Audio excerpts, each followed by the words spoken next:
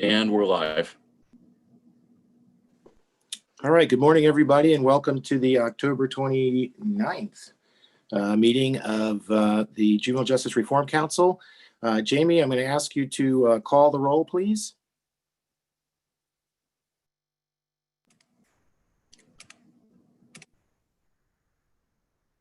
And starting the roll, Secretary Abed. Present. Senator Smith. Senator Carter. Senator West. Delegate Clippinger. Delegate Jackson. Delegate Pippy. Secretary Green.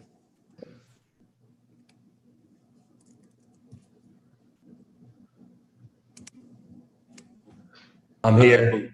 Okay. Ms. Tolentino. I'm here. Mr. Kammer. Here. Ms. Egan. Here. Judge Stamm. Here. Ms. Douglas.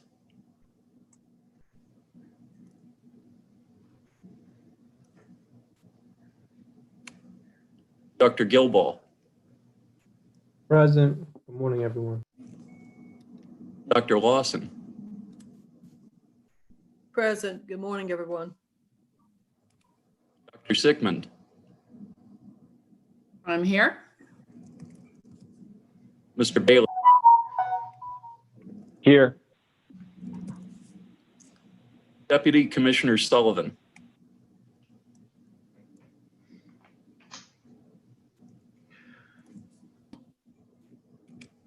Mr. Schellenberger. Here. Good morning, all. Ms. Davis.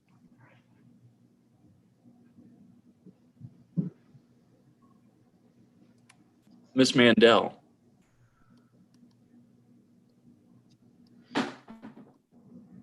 Mr. Dodson. Here. Ms. Handy.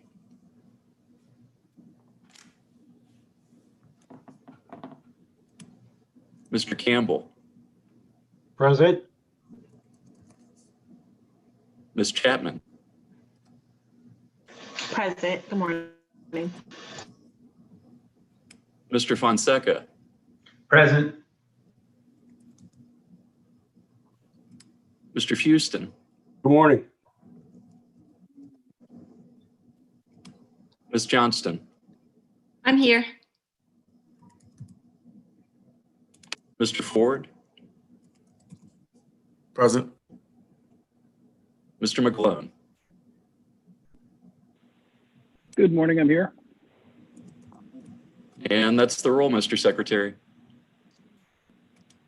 Okay. Delegate I ask- Jackson, Miss Davis. Delegate Jackson jumped in. Good morning, Mr. Secretary. Good morning, sir. Thank you for Thanks, joining Jenny. us. Absolutely. So Delegate Jackson has joined us, and Jenny, you mentioned someone else was not called. Lynn Davis. Lynn Davis. Sorry about that. Do we have Ms. Davis in the room? Yes, present. Thank you. And I did get word from Chairman Clippinger that he would likely be late. So we just need to announce him when he arrives. But let me ask, do we have a quorum? Yes, we do. Okay, excellent. All right. Next, we have approval of the meeting minutes. Those should have been emailed out to you. If we could take a moment to review them if you have not, and I'll take a motion to approve. So moved. Seconded. Any opposition to the minutes? Okay, we'll take those as accepted. And before we get into the rest of the agenda, I did want to just announce or go over future meetings, which is number 6 on our agenda. I'm going to pull that up to the top at this point because we have had to move some things around to accommodate the data availability. And we spoke about this a bit in prior meetings. So the youth charged as adults data is now, appears to be flowing, and we should be getting that information, but it will not be in time for the November 19th meeting. So we need to move that back to November 10th. And we'll take that up along with the recommendations for juvenile court jurisdiction as we had packaged those together. So going back to November 19th, what we will have remaining, I believe, will be probation recommendations, because my understanding is that the work group is not yet ready to present those. Is that correct, Betsy? That's correct. Okay, so we will have those recommendations to take up for voting. Conceivably, if we get to diversion today, we would have diversion recommendations to take up. And as we left it in the last mix-up of topics, we would have had education then also on November 19th. And then December 17th would be the final date where we would be reviewing a report. So today we have recommendations for pretrial and pretrial detention and commitment. And we have slated presentations on diversion practices. And what I'd like to do is have the discussion on those pretrial recommendations and the out-of-home commitment recommendations today, and if possible, vote on them. And if we can, if we are close to getting to a consensus or something approaching that, and we think we can get those things through, I would prefer to use the time that we have today, hopefully, to get those recommendations voted out. And if we need to, we can bump the presentation on diversion to November 19th. That will leave us, I think, too many topics and too many items to do. And so what I'm proposing is, if we do run out of time, the topic to sacrifice is education. I think when we looked at all of the areas that were important to the council, youth charges, adults, court jurisdiction, probation, diversion, these are things that I think we should not sacrifice. If we need to sacrifice time, it should be around education. I would just like to hear if anybody has any objection to doing that.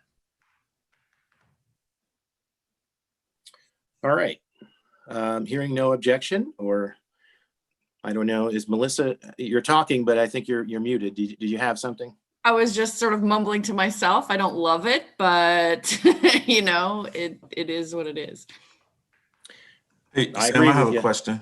Sure, Mr. Ford. This is Eric. Yeah. So when you say sacrifice, what does that mean that the group will not address it at all, or what is? Potentially, yes, because we would have to have a presentation on the information and then time to vote on that as well for recommendations.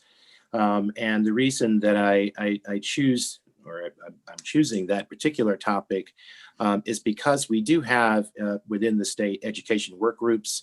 There's a school to prison pipeline task force. There are other entities that are taking up that issue. And while education is certainly very important, I don't mean to minimize it whatsoever. It is vital to the operation of facilities and the success of kids in the community. There are other groups that are looking at that, at those issues. And so that's why, if there is a time crunch, no one else is looking at probation or diversion or youth charged as adults. These are the issues that are directly related to us. And so that's why I've prioritized that. I'm going to ask Rosemary first, and then Dr. Sickman next. Hi, I feel the same as Melissa does.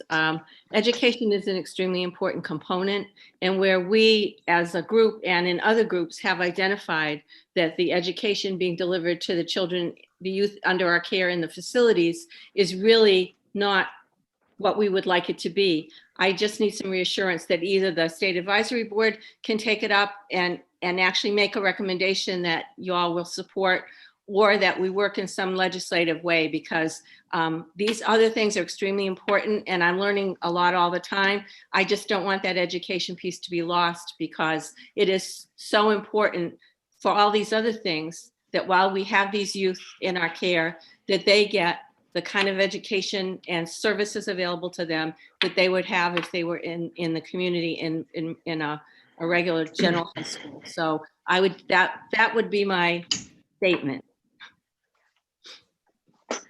I know you're shocked.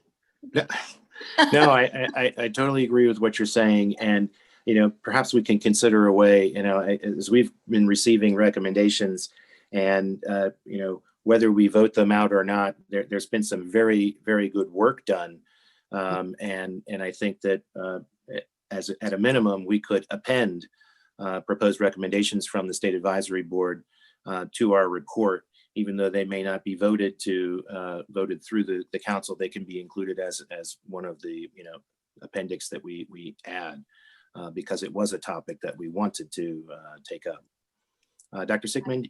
That would be a good compromise, yes. I was going to just ask, I mean, maybe rather than taking up the whole topic and presentation and a set of specific recommendations about what to do, can we maybe make a recommendation that these other groups in fact do study it, that to specifically assign it kind of to other folks, and perhaps at least list the issues that we know we were concerned about, so that nothing falls through the cracks. Yeah, I think that's a recommendation that, well, obviously we'd have to vote through, but I would support, and that's another approach that we could take. We could certainly do both. Mr. Chairman. Yes. Mr. Chairman. Delegate Jackson, thank you. Yeah, good morning, everyone. So the Secretary and I have been working together for quite a while.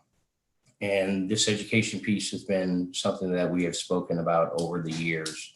As a member of the Appropriations Committee, which also deals with the budget for DJS and public safety as a whole, and education. Any recommendations that this group comes up with is something that we could look at for potential legislation, or at least future work group or concurrent work group interest as we move forward. As we've spoken before, Mr. Secretary, and your team, this is vital. That gap between when a young person is detained, whether they've been in school at the time or not, and the matter of how long that young person is in your care, that drop off is often too significant for that young person to get back into the fold when he or she returns. So I'm very much interested in that as well. And I look forward to any recommendation. I look forward to working with anyone, on this council as we move forward. Whether it has to be legislation or not, that can be determined later, but I think it's vital. Thank you, sir. Thank you, Delegate Jackson. And I support the sentiments that are expressed. This is an issue that's very important to me.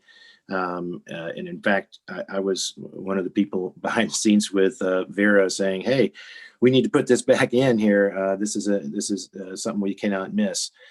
So it pains me as much as it pains anyone else here to drop or potentially consider dropping that important of a topic.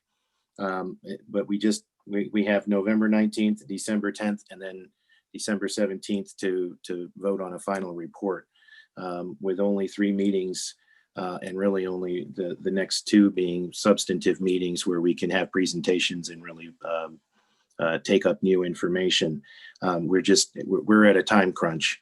And so I do like the ideas of having perhaps the State Advisory Board come up with some recommendations that we could take, because they are uniquely, I think, informed about education generally and juvenile services education. And it's a topic I know that Rosemary, you have kept on the front burner. And so, you know, I'm comfortable with what you guys would come up with, and we can take those up without a presentation and vote them up or down. And as I said, in the alternative, or even in an addition, we could also append them to any report that we write. But it's a large topic. There's a lot to do, and it would be difficult, I think, to squeeze all of those in essentially 2 or 3 meetings. So thank you, everybody, for the comments, and we will endeavor to try and keep it if we can. With that, I want to just ask Betsy, is there anything that you want to add to the work group report out, or shall we just move on to the recommendations for pretrial and commitment? I'll just add that Jenny Egan and I did meet, went over all the recommendations that were presented on probation, and we're just finalizing some language, and we'll be able to circulate that to all the council members prior to the next meeting, so they have time. Jenny, did I miss anything? Excellent. I think that would be great if we can get those out sooner than later and have time for folks to digest them. Perhaps we can move more speedily to discussion and voting. And with that, I do want to move to discussion and voting on the recommendations that we've received. And we received 4 sets of recommendations, if I'm counting correctly. One from the State Advisory Group chair, and I assume the whole State Advisory Group, and 2 from the Public Defender, and 1 from the Maryland Youth Justice Coalition.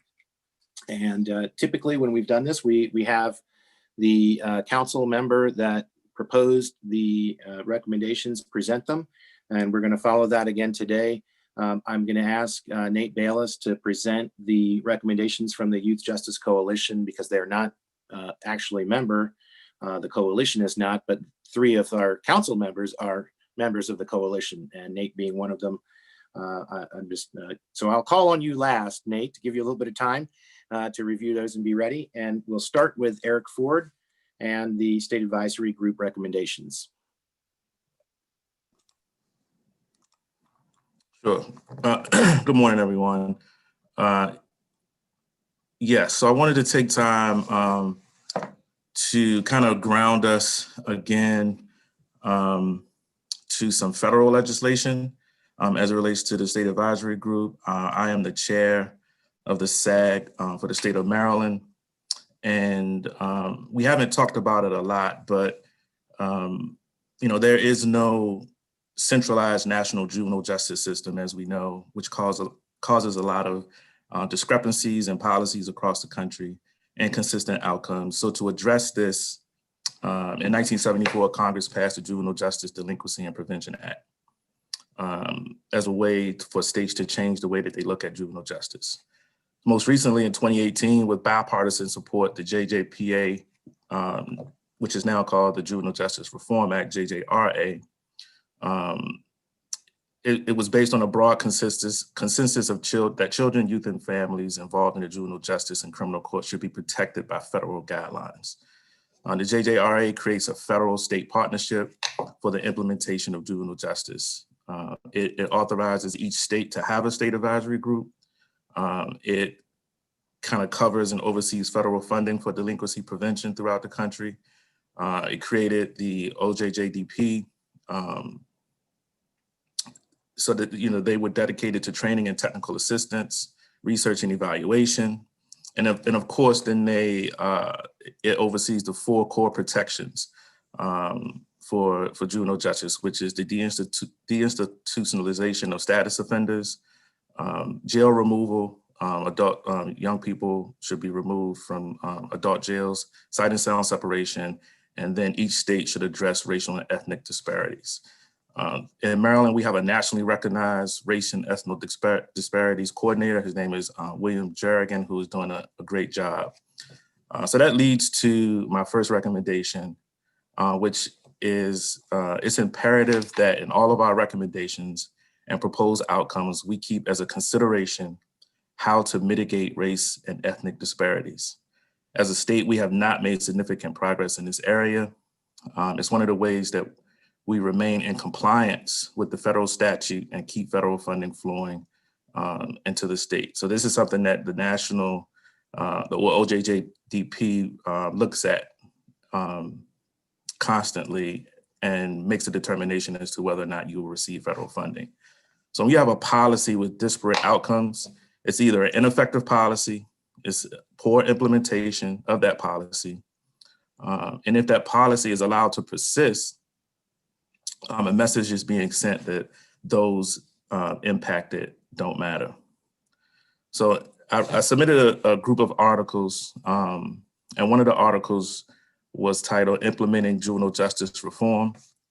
So I made a recommendation that DJS uses this as a guide. OJJDP contracted and consultant to help their reform efforts. That consultant was the National Research Council. And among other recommendations, they strongly encouraged the use of 7 hallmarks of a developmental approach of juvenile justice. In the State Advisory Group, we use this to evaluate proposals that we receive from organizations who are seeking funding from the state.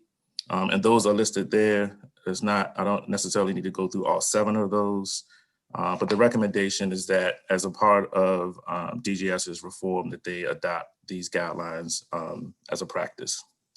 The second article I submitted was titled Juvenile Justice Reform in Connecticut. So I submitted a recommendation to reduce the use of confinement and out-of-home placements. Youth who are considered for commitment and placements should be reviewed by a support team that includes clinicians, family, educators, social workers, and legal representation. This team will review each case and prioritize safe community supports or ensure mental health supports if placement is necessary. And that's connected to when you look at the 7 hallmarks of a developmental approach, number 3 and number 4. So I hope as I go through these articles, it's much more information in these articles. So I hope that people will take the time to review those for more context. The next article, promoting new directions for youth justice. My recommendation was that by reducing the number of youth in detention facilities and out-of-home placements, the state would experience savings that could be reinvested in community-based alternatives. The facilities could be repurposed for job training and workforce development. DGS should consider a continuum of care model to meet the needs of young people. And in that article, it's a whole design that's related to a continuum of care that I think is very strong. And then transforming juvenile probation, a vision for getting it right. This was a article and research conducted by the N.E. Casey Foundation. DGS case managers should change their deficit-based approach to offer more strength-based support and less surveillance. This should include a reduction in lengthy probation orders, fines and fees, and more reliance on familial support, partnerships, and community-based organizations. This is actually a model that we use in the Choice Program recently. In the last couple of years, we worked with the Department of Juvenile Services to change our model to shift from one that was deficit-based, heavy on surveillance, to one that was built around helping youth support reach their goals and providing more supports for them. And we found that to be very effective. And then lastly, this wasn't in my submitted recommendations, but I think it's really important that my final recommendation is to provide some structure to future recommendations to this group. We have to get away from opinions and anecdotes and ground our recommendations in 3 things: relevant data, research, and a reduction of racial and ethnic disparities. I call it my 3 R's. Very simple, easy to remember. So these are my recommendations based on 27 years of experience in youth development, my experience of being director of the Choice Program that has touched more than 25,000 youth and families for more than 30 years, my position of at the State Advisory Group chair, and my experience as a Black man who represents the group who has been historically most impacted by race and ethnic disparities in juvenile justice. Thank you. Thank you, Mr. Ford. I appreciate the time that you took to put these together. Before we get to discussion, I want to get to the other recommendations as well, and then we can engage in discussion. So next, I'd like to call on Ms. Egan, and you can take them in either way. I know you've got 2 sets, so I'll leave it to you, which you'd like to do first. I'm going to start with commitments and placements as the detention is lengthy and this is a little shorter. So I provided a lot of background and evidence and support for our recommendations. So I'm just going to summarize that to say that Maryland currently spends more than 45 other states to incarcerate a single child. That is just an astronomical figure. As someone who supports children, I'm not opposed to spending on quality care. The problem is that they are not getting quality care and quality programming while they are committed to the Department of Juvenile Services. Maryland's state youth correctional system is violent, isolated, costly, and ineffective. That's on the one hand. On the other hand, we have seen a dramatic drop in average daily population during COVID.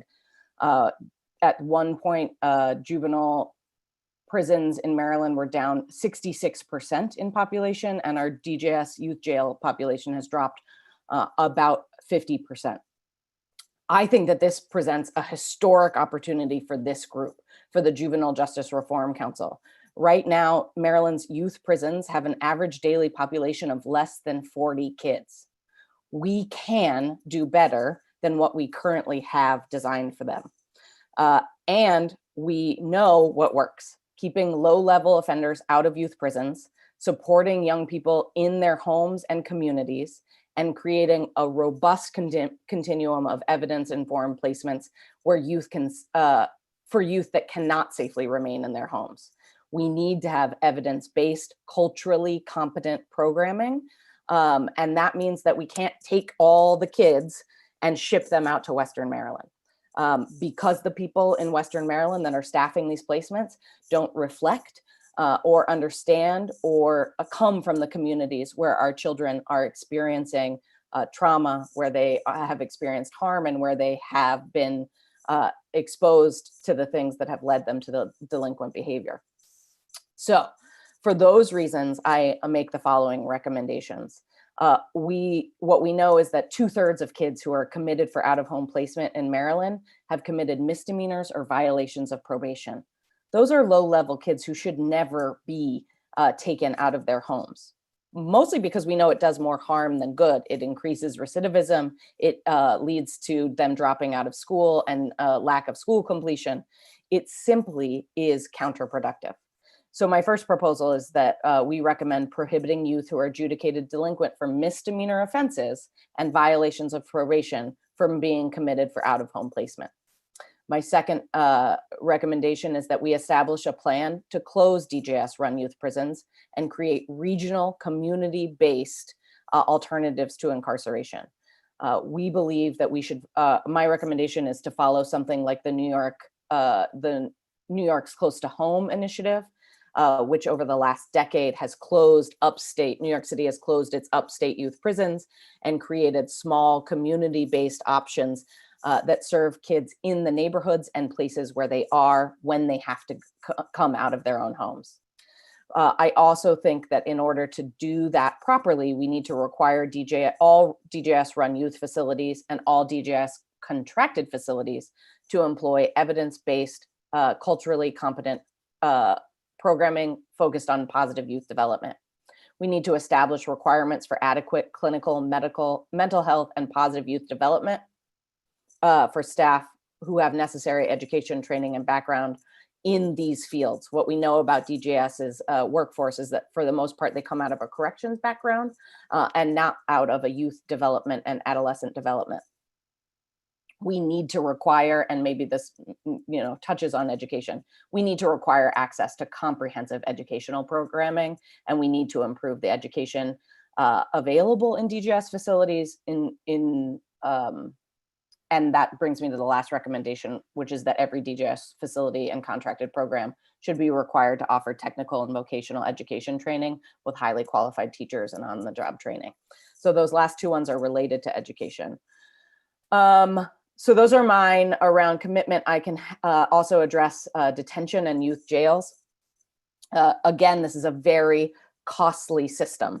Most children who are detained in Maryland spend the night in concrete cells. I would ask everyone to look at the Attorney General's Juvenile Justice Monitoring Unit pictorial report from 2011, so they get a sense of where our children are actually being kept.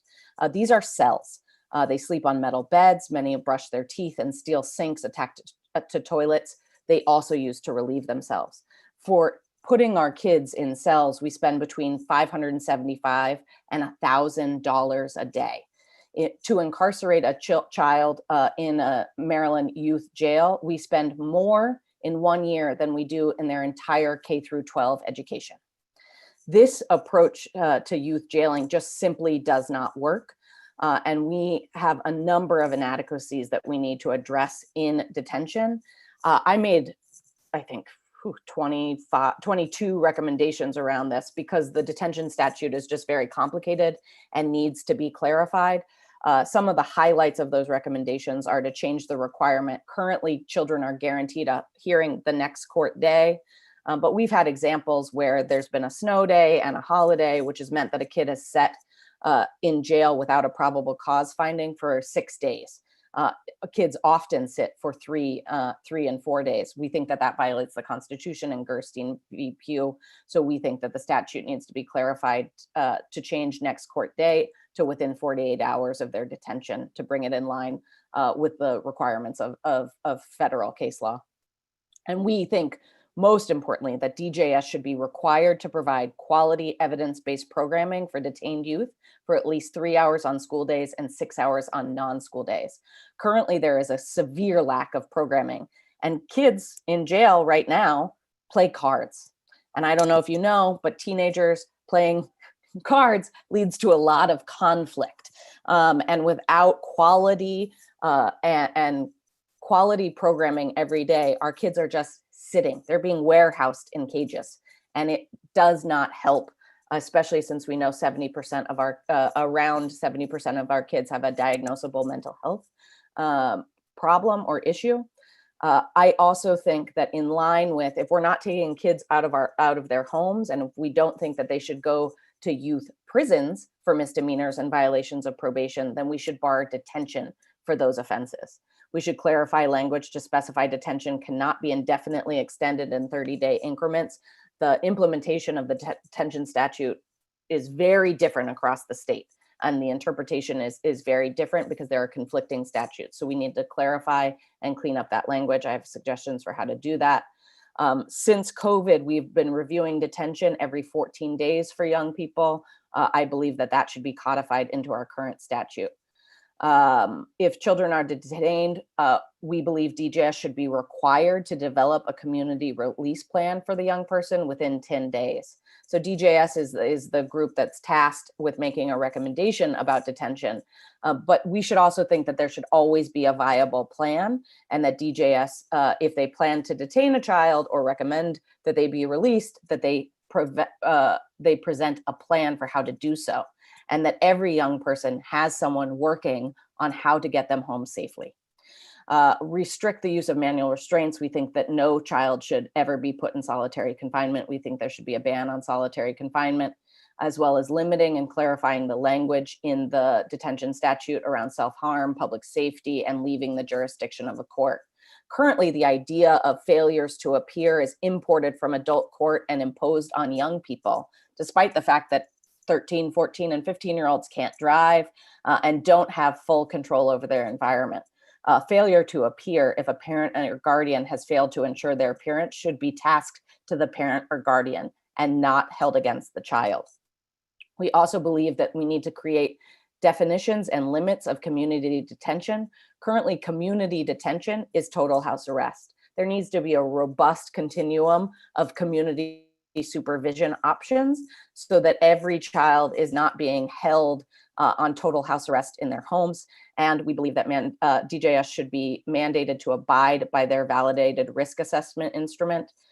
Currently, DJS overrides the D-RAIS recommendation, or an objective recommendation, often. And we think that they should be asked to abide by that when it recommends release or an alternative to detention.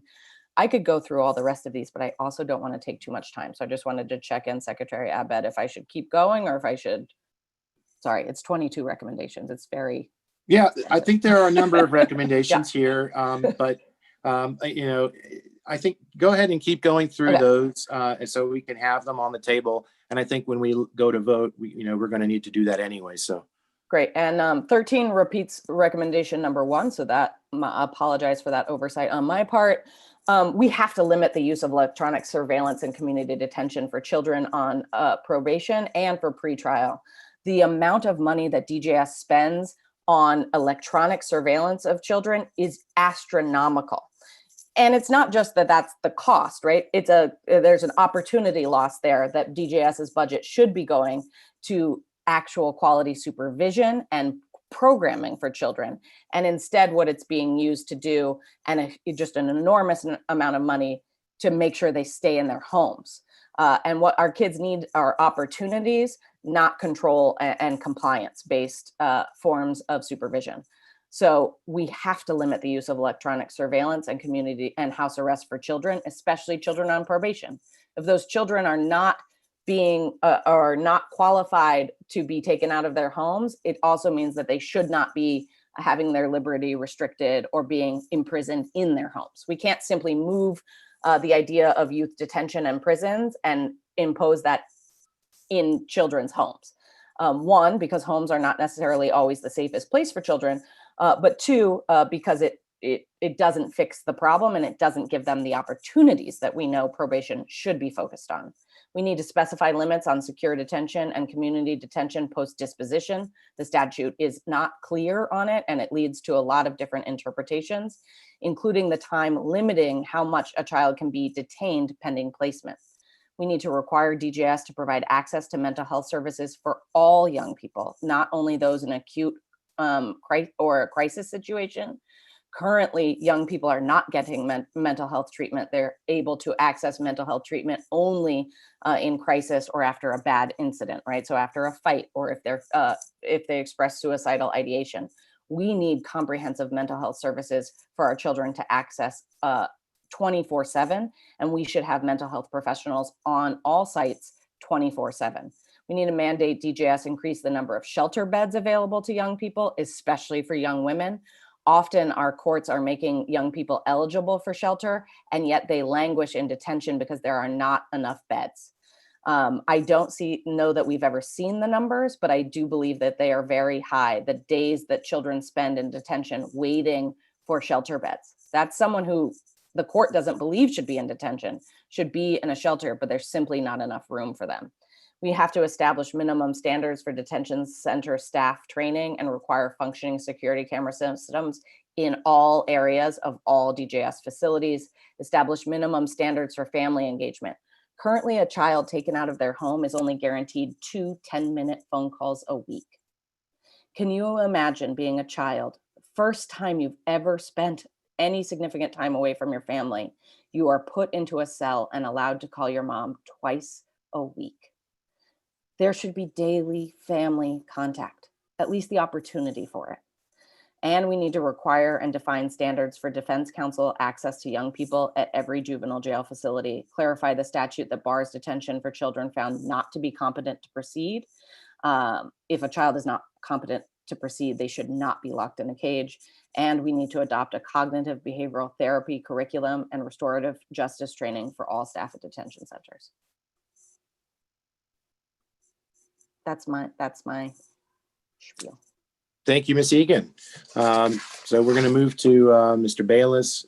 If you could present the recommendations, and as I read them, they were not exactly the same as some of the ones that Ms. Egan presented, but there were some variations. So anyway, Nate, if you could present those.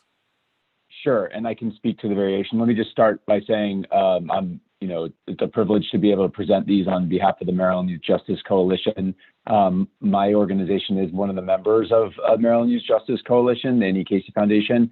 But this is my first year that I've actually been myself participating, and I'm really glad that we submitted recommendations because this is a group of organizations that really run the ideological spectrum and a focus that's very local, very statewide and national. The groups have everyone on the council received the recommendations. So if you're not familiar with the Maryland Youth Justice Coalition, I would encourage you to look because people are bringing very different perspectives to the table, and this is where they land based on that. So I'm really excited that we were able to do that.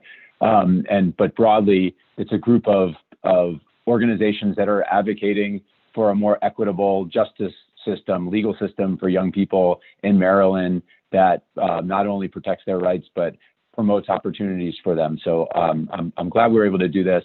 I can run through the recommendations. I want to say, I think there's one recommendation in particular that is different than what was just presented on top of it, and that is to prohibit out-of-state placement for youth, especially young women, except in cases where the regional location will benefit the youth, to build up programs in Maryland based on our population's needs and support rehabilitation close to home. So I want to start with that one just because I don't believe that was in the other recommendations, and I think that's an important one in establishing what some of the other recommendations are really about here. I want to begin with the first recommendation that we have, which I think was not surprisingly also the first recommendation from Ms. Egan, which is to prohibit youth who are adjudicated delinquent for misdemeanor offenses and violations of probation from being committed for out-of-home placement. To me, this is central. I think one of the reports that Ms. Egan linked to in her recommendations was something that my colleagues at the Andy Casey Foundation wrote several years back about the doors to commitment in Maryland. And one of the things that's really interesting is to see the trends in recent years, and this year in particular in Maryland, where there's been a lot of progress in reducing the use of confinement in Maryland, and how it depends on the practices that are happening on any given day and any given year. But from a policy perspective, it's not there. And many other states have done far more to restrict who can be committed to state custody. And here, just as the trends have gone down, they could very easily go back up because we're not doing anything to prohibit young people with misdemeanors or violations of probation from being locked up. We're not even doing anything legislatively to discourage it because we don't have anything there that incentivizes keeping young people home. So I think this is a very important one to begin with. From there, I think that there's already been established talking about having a regional community-based model of placement, ensuring that every county has access to non-residential community-based services that employ evidence-based, culturally competent programming. I think this is also just, again, the editorial commentary here in explaining it. I think when close to home in New York has been referenced. Close to home in New York can sometimes be understood as meaning closing facilities that are far away and instead putting young people in facilities that are close to home. That is not what that initiative was about at all. It was about removing young people from state-based facilities that were far away from where they were living and building a continuum of services that support young people in their homes. And if they can't be in their homes, then to have something near where they live that is a residential program that helps them promote growth and help them still access opportunities, educational opportunities in the neighborhoods or close to where they live. But it is not about moving kids from far away out-of-home placements to local out-of-home placements. That's not what it should be, and it's important that this recommendation really highlights that distinction. The last few I'll just run through quickly because I know we want to move ahead, but requiring all facilities that house Maryland's youth residents, both department run and if they're contracted, to employ evidence-based programming that's focused on positive youth development, to establish requirements for adequate clinical, mental health, and positive youth development staffing that includes necessary education, training, and background in education, child development, social work, or equivalent fields.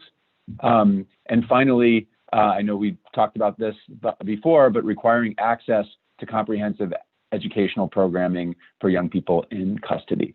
And I will stop there.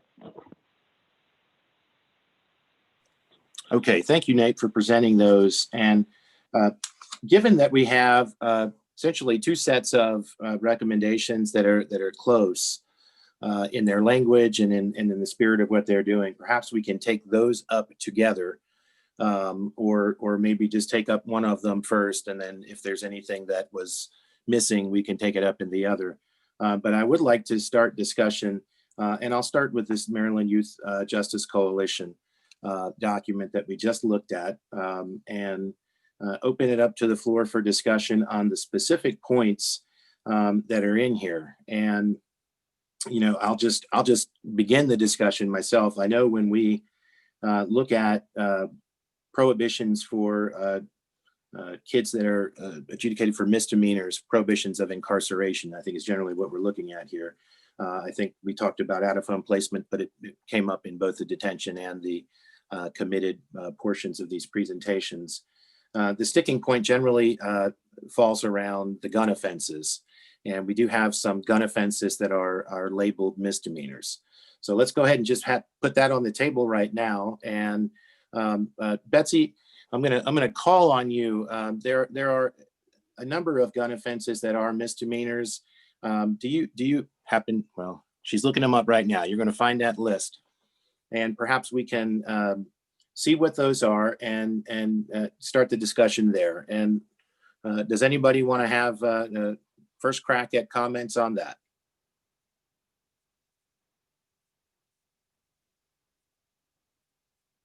All right, well, while we're waiting for that, my thought is, when I worked in Virginia, there wasn't a complete prohibition on committing kids for misdemeanors, but there was certainly restrictions on it. And my recollection of the statute in Virginia was that you could not commit a youth for a misdemeanor offense, any misdemeanor offense, a single misdemeanor offense or a single occurrence. So in other words, if you had, a kid that committed a trespass and stole something, a small amount, and assaulted somebody in one occurrence, that was one misdemeanor occurrence. And that there was a prohibition on committing for that. And you would have to have 3 separate and distinct misdemeanor occurrences before you could engage in any thought of commitment. So I say that to say that this is not an extreme position. This is something similar is out there in other places. And I think the biggest sticking point has always been these gun offenses. And would it be possible to make an exception for just those gun offenses and ban all misdemeanors otherwise to overcome this issue? So I'll call on Melissa first, and then Mr. Schellenberger. Well, I have a question and then maybe a comment. In statute, what is the purpose for detention? If it's to prevent future offending while cases are pending, then I will just comment that current offense is a really lousy predictor of that. So even the weapons offenses, do something else. It's up to the adults, it's up to the system to figure out ways to support youth in the community without getting into trouble. That's our job, to figure that out. If the community doesn't have the supports currently, then that's where the effort and the money should go. Because current offense is a really, really bad predictor. And you're going to overestimate the risk and lock way more kids up than you need to. It's just the way it tends to work. Thank you, Dr. Sickman. Mr. Schellenberger. So what am I supposed to do when the 16-year-old has been found with a gun twice? You may say that that's not a great predictor, but in my world, it is a great predictor. And because if I wait for the third time, does somebody get shot or does he get shot? Look at what's happened in Baltimore City this year. How many juveniles have been murdered? And how many of them have been murdered who also had a weapon with them? So, it's not just protecting the public. There is a factor in here. And that's one of the things that I mentioned to the staff with Ms. Egan's, some of her approaches, and Mr. Ford, and that is, there can be an exception for public safety, but what about adding to that, or for the protection and safety of the youth? Because that should be a factor. But Dr. Sigmund, what am I supposed to do when a 16-year-old has been caught more than one time with a handgun? Everybody doesn't realize that the majority of different time. than just the current offense. That's a pattern of behavior that may be a little bit different. But also you could look to things like back in the mid-90s when violence was way more of an issue than it is right now, even in Baltimore. In Boston, the Boston Gun Project managed to reduce juveniles being killed by guns and killing people by guns. And they didn't do it by locking the kids up in detention. That was not the strategy. Well, what was the strategy? What do I do with them? They had, so you can look to the work of David Kennedy, and you can, it is a whole conglomerate of stuff where prosecutors from all levels of government, federal, state, local, police, got together. It was very much gang associated, and they brought the key actors in, the people that are the very high level repeat offenders, and basically said, look, we're coming after you and you better stop it. And, there's a lot more details to how they implemented all of that, but it wasn't just lock up any kid that has some low level weapons offense. Well, I would ask that if we do make this exception for misdemeanors, and look, Sam, I'm not putting people in confinement who are charged with trespassing or with shoplifting. But I do think we need to look at an exception when we're talking about multiple handgun offenses. I think it not only protects the public, but there's an element of protecting the juvenile. Okay, thank you, Mr. Schellenberger. And I see Miss Egan raising her hand. I'm going to call on her next, and I'll just say, I can't see everyone's. I'm trying to flip through the screen. So if I don't call on you, just unmute your mic and say something. Miss Egan. Yeah, I wanted to clarify, because I do believe that the only time that gun misdemeanor offenses, or that gun crimes are misdemeanor offenses, is when no weapon has been used in an additional crime, that possession is the only misdemeanor gun offense. That is correct. Okay. So I just wanted to clarify that for the group. I know me and Scott, or me and Mr. Schellenberger, apologies.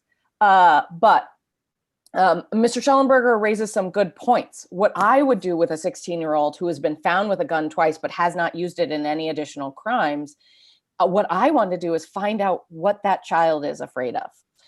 And when we look at the current status, people often use Baltimore City's murder rate as a boogeyman. And I just want to clarify, the juvenile homicide clearance rate in the late 90s, as Dr. Sigmund referenced, was 25%.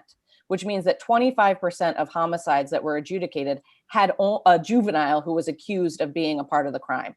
The juvenile clearance rate in Baltimore City is below 3%, which means that young people are not driving the murder spike in Baltimore, people under the age of 18. It's just not true in terms of the clearance rate. But what's the actual clearance rate? It's lower now. The overall clearance rate is lower, so juvenile is going to be lower.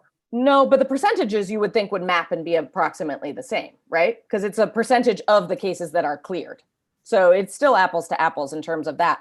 But in addition, what's happening in Baltimore is that people are afraid, and young people are carrying weapons who have no intent or purpose of or ever using them. So to pretend that all young people who have weapons or who carry guns are out there committing crimes or doing anything other than fearing for their own lives in a city where there is a very low clearance rate, what we want to do is treat those kids. What we want to do is talk to them and find out and get to those underlying causes of violence and really help make those kids more safe. What we know is sending them to detention and out of home placements exposes them to more negative peers, brings them deeper into gang involvement, and disconnects them from education and school. So the answer to locking up a kid on his second gun offense, for me, means that you're going to guarantee a third. And that detention and the use of out-of-home commitments are actually driving that problem rather than addressing the underlying causes. That being said, I think there's room for compromise, especially around a carve-out for guns. So I think there's room. This will be my last statement for 15 minutes, I promise, Sam. but Dante Harris was being treated by the system when he ran over Officer Amy Caprio and killed her. So, you know, there's got to be a place for other things. Okay, so what I Can you heard hear from me? Can I just respond to that real quick? Because I know that that's just like a one-shot reference there, like to do that. But I think that that's exactly the problem. We can, in not just Maryland, but everywhere, we can look to case after case after case of young people who have been sent to incarceration, who have been detained unnecessarily. And we know from the data that it increases the likelihood that they will come out and hurt somebody on the other end. And to talk about one case where a young person was in the community, of course, that nothing here is about perfection. And this is human behavior.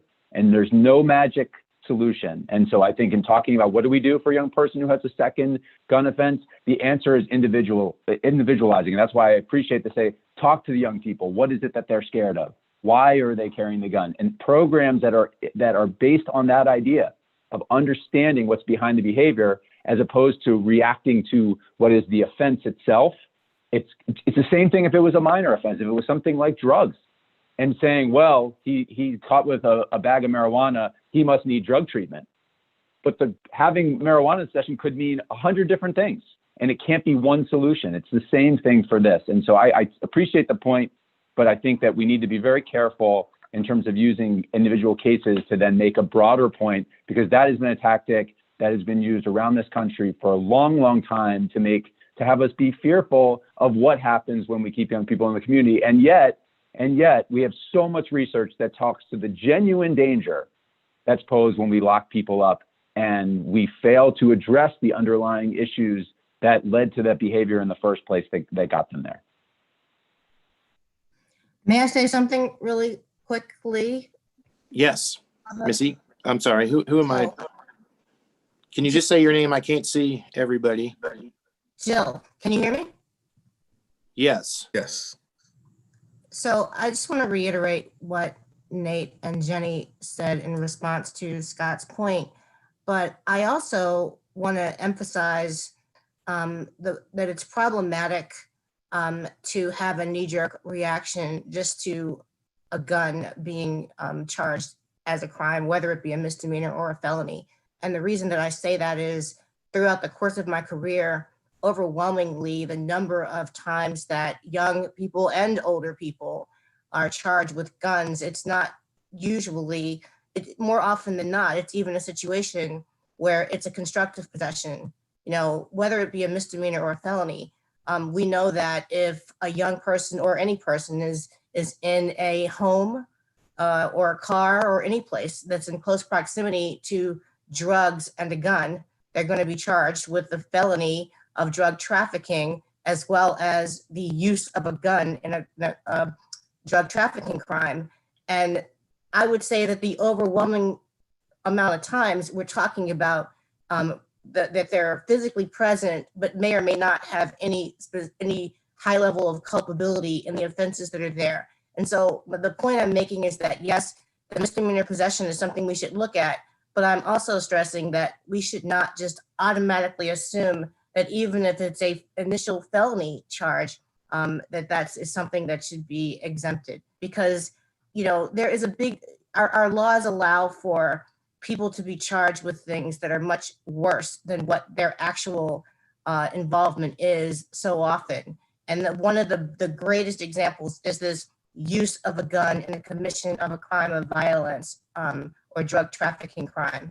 It's charged whenever there's drugs and whenever there's a gun. It could be a 5-room house.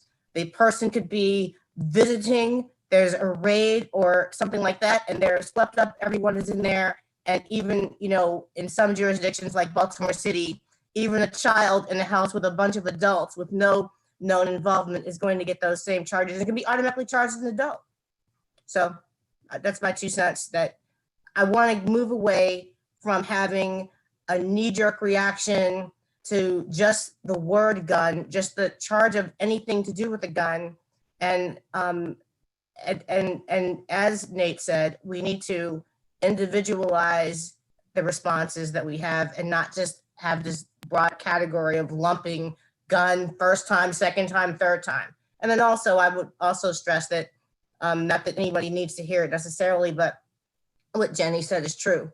People are afraid, and if any one of us, if any of us don't, but if we did live in certain communities, there is no way in the world that we would feel safe for ourselves or for our children, or for our parents and grandparents without having some mechanism to protect ourselves, whether it's obtained legally or not. Thank you, Senator Carter. Is there any other discussion on this before I make any comments? It seems to me that we have, at least it looks to me like there is consensus that aside from the gun issue, that a prohibition on committing youth for misdemeanor or probation violations exists. Am I seeing that? Mr. Secretary, Mr. Chair. Mr. Chairman. Yeah, I guess my question on the violation of probation, are we talking about for incarceration because of a violation of probation where the underlying delinquency was a misdemeanor? Well, I think it's broad and it just says on a violation of probation. I would ask maybe one of the Ms. Egan, if you could respond to that. For me, my proposal is a violation of probation, even on a felony, in that if there is an underlying violation of probation that is a new offense, that could be that the child should be adjudicated and committed on the new offense, but not simply for violating their probation. So violations of probation on felony offenses can include not going to school, missing an appointment. All the levels of violation of probation, I don't think that anything barring a new offense should lead to an out-of-home commitment. So no, it's not limited to misdemeanor offenses. What about contact with a sexual assault victim? If it would constitute a new offense, I don't think that should lead to an out-of-home commitment. You've been ordered by a judge not to have contact with somebody you sexually assaulted, and you have contact, and we can't do anything about that? I think there are a range of responses and sanctions and ways to address that behavior short of putting a child in a cell. I would tend to agree that incarcerating kids for misdemeanors, I don't believe it is appropriate. I think my concern is with, and I did hear you, Mr. Chairman, Mr. Secretary, about setting aside the issues related to guns, and I think that's still an issue that we're going to need to discuss. But I am hesitant to take that away in cases where they may have violated probation because of and the underlying crime was a felony. I'm concerned that in the cases if they had contact, particularly if it was a sexual assault, and admittedly, I mean, in this case, at least it would be a sexual assault that remains in the juvenile system, at least under current law. I'm very uncomfortable with that. But I mean, the thing that I have seen and I've heard a lot about and makes sense to me is sort of the process offenses and kids who get locked up because they failed to go to school, because they failed to report on time. I think that isn't helpful, and that's not helpful in getting the kid turned around. So and if it's I guess so. That's broadly where I am. I'm in the back of my head. One of the other things that Mr. Secretary, and then I will shut up. And Betsy's raising her hand, waving frantically. The other thing that what you mentioned from Virginia, that if you have a kid who has had 3 or more misdemeanors, that maybe that option would be out there. I'm not so sure that we want to want to borrow that, but in the back of my mind, I wonder if there aren't certain cases. I'll just say this. Ultimately, well, I'll reserve the other thing I wanted to say was going back to a gun, to the gun stuff. So I'm going to put my gun comment on the side, but I'm fundamentally a little bit uncomfortable saying that if you've been found delinquent of a felony and there's a VOP, maybe if it's not the missing school, but certainly if it's on contact or other more serious VOPs, I think that option should be available.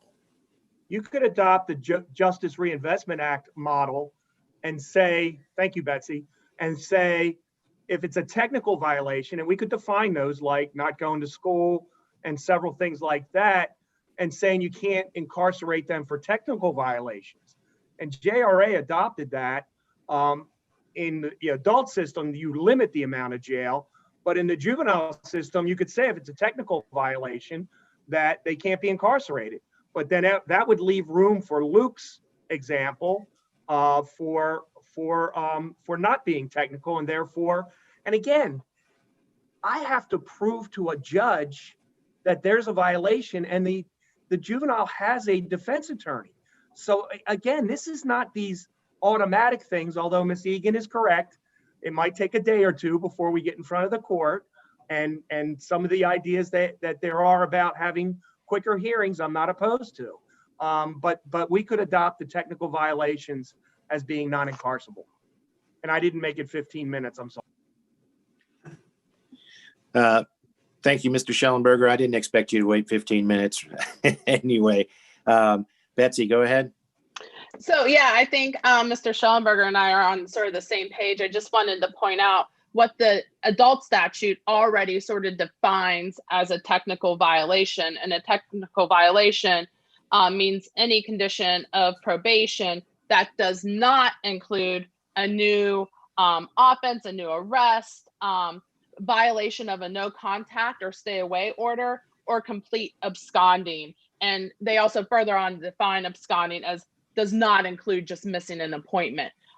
So I think we can build upon, as Mr. Schellenberger said, some of the things that we saw the Justice Reinvestment Act sort of forward and put into Maryland law for adults.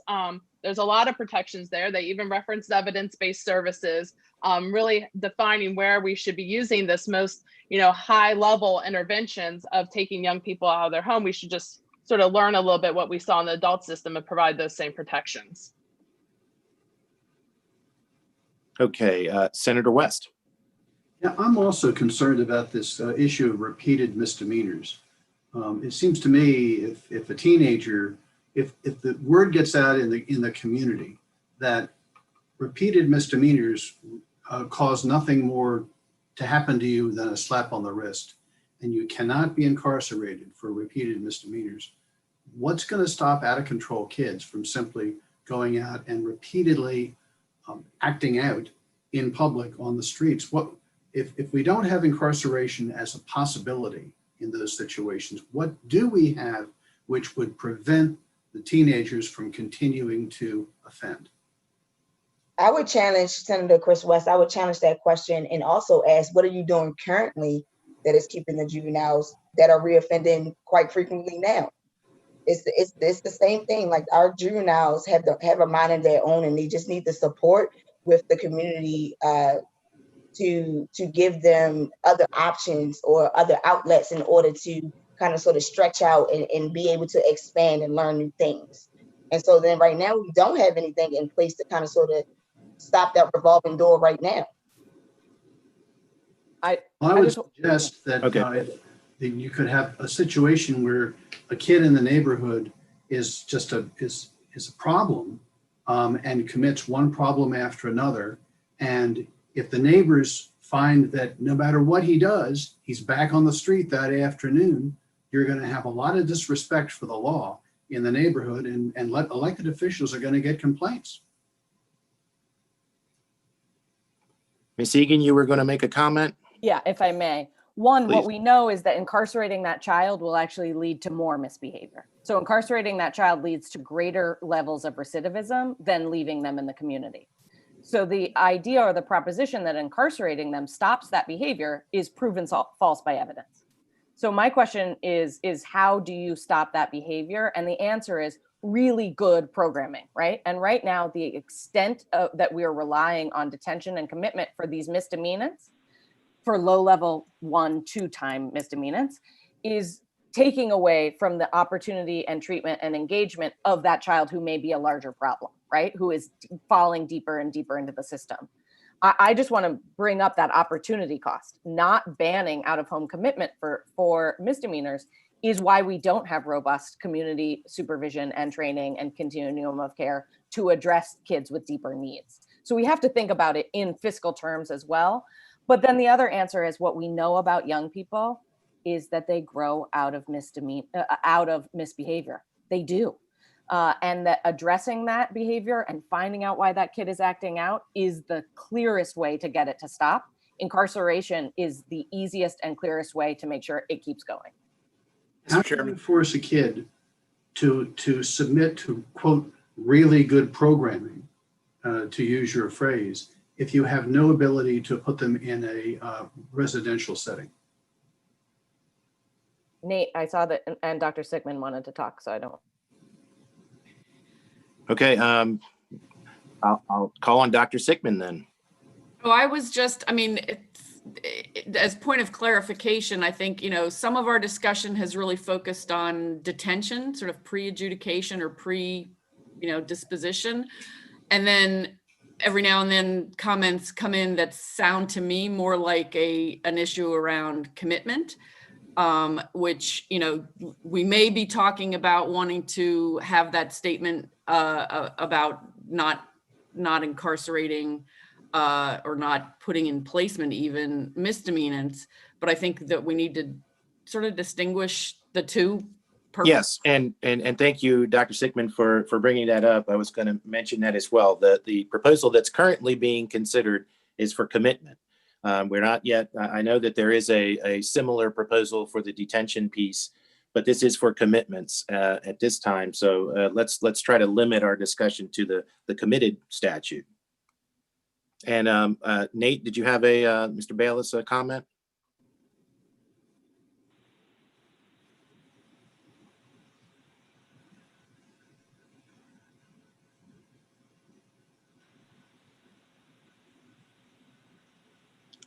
We still can't hear you. We're not hearing you. I don't know if there's a problem with your mic. Sorry. There you go. I thought, sorry. I did the double mute thing when you got two kids running around here. It's just the only safe way to do it. So I just want to say, I think it's an important question. And I think, again, our job, and I think this came up a couple of times, it's on us as the adults, as the system, to be trying to understand why a young person would be behaving in that way, and to make the extreme action of incarceration, again, given what we know the impact of that is on all the things that we would imagine would be the pathways to different behavior, of building good relationships with positive adults and positive peers, to have access to education, recreational opportunities, to improve relationships with parents. Like, all of those things are things that can only happen in the context of community. And I understand that there may be times when, because the behavior is so severe and because the risk to community safety is so great, that we might need to have a young person be removed from his community for some amount of time. But that ought to happen. That's an extreme response given everything that we're talking about. So I totally appreciate the point that says, what do we do when they just won't listen? I mean, we all deal with that in our own lives. What do we do? And sometimes we don't have a satisfactory answer at that moment. But that's why we work on individual young people. And that's why we have a range of things. That's why we don't say the choice program is the only thing that we can throw at it, or the only thing we can do is to send them to YAP, or the only thing that we can do is to have them in this program. That's why we need to address the individual situation. So I think it's an important point, because it's real. Like, it is real that there are young people who continue to do the same thing, and we tear our hair out and go, why? And Ms. Egan is exactly right that everything tells us that that is exactly the kind of behavior that young people will grow out of naturally. And what we're trying to do is help them navigate to that space safely and to teach them new things and ways to change behavior in the long term so that we're not creating problems down the road. And locking them up is sort of it might feel right in the moment, but we don't have anything that tells us that that provides the reactions that we're looking for. Nate, what you say sounds terrific, but I don't think that if the kid is terrorizing a neighborhood, that the neighbors are going to be satisfied. But hearing the response, we can't do anything. We have nothing that we can do to take him out of the neighborhood. He's going to continue to live in that neighborhood, and we hope that we can understand his problem. But that's about all we can do because the neighbors won't accept that. And they shouldn't have to accept that. You don't want to have your neighborhood terrorized by a kid who's out of control. Mr. Kammerer. Thank you, Mr. Chairman. I'm interested in whether Ms. Egan and Mr. Bayless would, if someone were to make a motion to adopt their proposal as modified by the JRA, no detention for technical violations, would they object to that? Because I think that gets to Senator West's problem of new violations not resulting in detention. We're talking. So, go ahead. Yeah, Mr. Kammerer, I just want to just say we're talking about the out-of-home placement. So what we're talking about here is we've had a trial and we've adjudicated this young person delinquent, and now we're going to say because you've committed this misdemeanor, we're going to put you in as well, we say for treatment, but we know that when you lock someone up, it's punishment. We're going to put you into the one of these youth facilities for that misdemeanor. So this is we're not talking about detention. We're not talking about what happens pre-trial. And so I think when we need to keep that in perspective, because when we're considering kids and sort of violations of probation, the immediate response to violations can be detention, and so that can be another conversation. But what we're talking about here is putting you into a committed program, which is akin to being in prison in the adult system. And so this is a bit different than some of the conversation. So I just want to bring it back to that. We're talking about out-of-home placement, which is a commitment. And again, I share your sentiments about the technical violations language. If we do have language in the adult statute that gives protections that prohibits violations of probation from violators from going to prison, with those exceptions that were described by Ms. Tolentino, I think we may have something that we can work with. But you addressed it to Mr. Bayless, and I want to let him or Ms. Egan respond. I just directly, if that was a thing, I think it is the technical violation that is the biggest issue, for sure. We've already made the decision that this young person can safely be in the community. They haven't demonstrated now that that's changed somehow, and that instead they're just violating conditions that don't address the issue about safety. Then that's the issue. So if to the point of the examples that were given, I think that's a totally different situation than what we're talking about, at least from the standpoint of could we then could we lock a kid up because of that? I think it's a different situation. So I think technical violations is the thing for me personally that I would say is the issue. So I'm going to ask Ms. Tolentino. I'm sorry, Jenny. Did you have something you wanted to say? No, I was just going to say I agree. I think that's a compromise amendment that is very workable. I'm going to ask Ms. Tolentino to draft while we're speaking. I want to move on to another recommendation, but draft a proposal that we can take up today, articulating the standard that you just mentioned in your comments. And we can take that up as a motion. And so I'm going to give you a few moments to do that. And I want to move on to number 2, on this list, which was to establish a plan to create a regional community-based model of incarceration, ensure every county has access to non-residential community-based services that employ evidence-based, culturally competent programming. So, when I read this, I don't see anything in here that is offensive to me as the secretary of the department.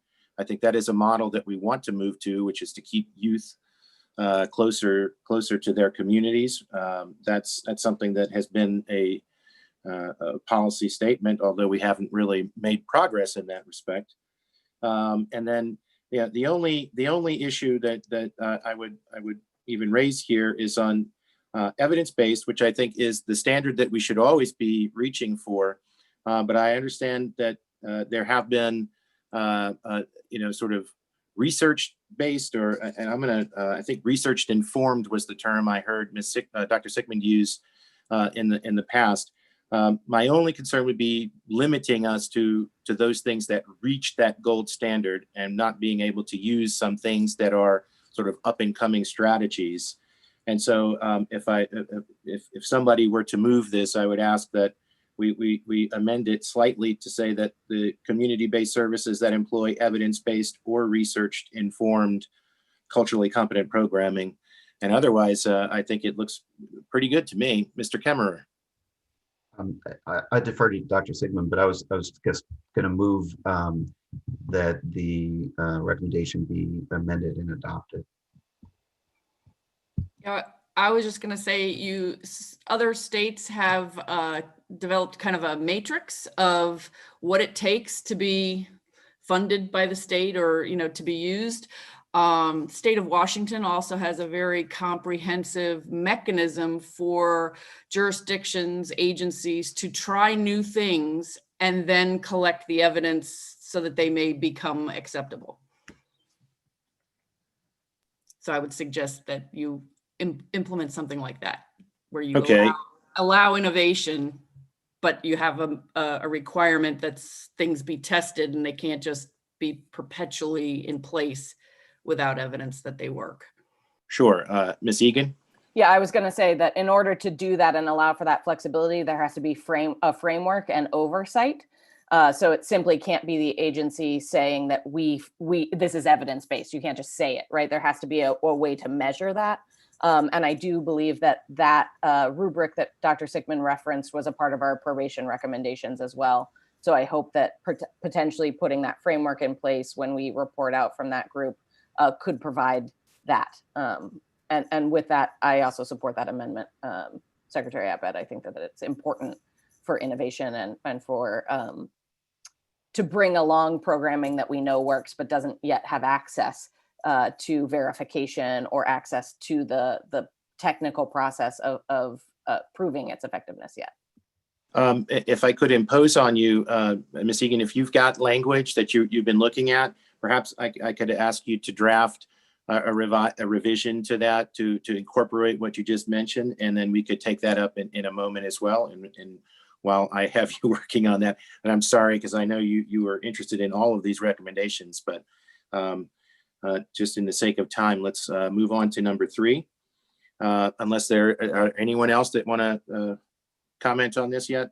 I was just going to add Pennsylvania's using a slightly different process. They're using the work of Mark Lipsey and his standard program evaluation protocol, the SPEP, to assess programs to see if they are behaving like programs that we know are effective, as an alternate way of making judgments that they're good enough to continue. Okay, I don't know that we need to be that specific, but I think we'll let Ms. Egan work on some language and we'll come right back to this. So I want to move to number 3 now, which was to prohibit out-of-state placement for youth, especially young women. Although if we're going to do it for everybody, they will include them, except in cases where the region location will benefit the youth. Build up programs in Maryland based on our population needs and support rehabilitation close to home. So I'm not sure, and I know, Nate, you did not write these, but is this a prohibition of out-of-state placements with an exception. Because it doesn't seem clear, the region location. Does that refer to the regions within Maryland, or are we talking about an exception to out-of-state placements for the benefit of the youth? So I think that, there were two different things. I think that the point was to make an expectation that young people are in the state of Maryland and not sent out of state, and that we should be in whenever possible building the supports within the state of Maryland for young people if they're going to be placed. So it's setting that as the expectation as opposed to where it's a possibility ease. But I sort of don't want to overstate the sort of intent behind it as opposed to what the recommendation says. But it's prohibiting out-of-state placement with an exception when there's just a reason why it would have to be there, as opposed to just, we like that program in this other state and instead of doing it right here in Maryland. Could I ask, I'm not sure what the background is for this. I assume Maryland does currently place youth out of state. My question is, how many? Why? How much does it cost? How much would it cost in Maryland to develop the program in that another state is doing in order to replicate it here? I just don't know the information on which this recommendation is based. So we do place kids out of state. I'd have to look the number up, but the number is, it used to be around 100 kids out of state. It has been significantly lowered. And I think we're in the teens or lower at this point. Of course, I think the population across the board is very low. Prior to the pandemic, I think we were around 30 or 40 kids placed out of state, which is probably a more relevant number than what we see right now.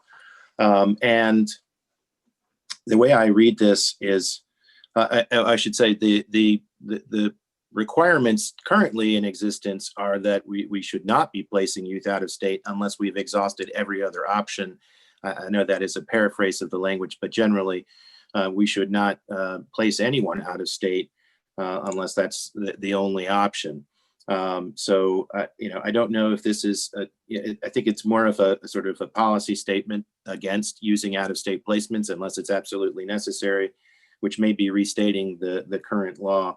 I think this one is going to require a bit more looking into, and perhaps it might be worth our time to move on to one of the other recommendations rather than get hung up on this.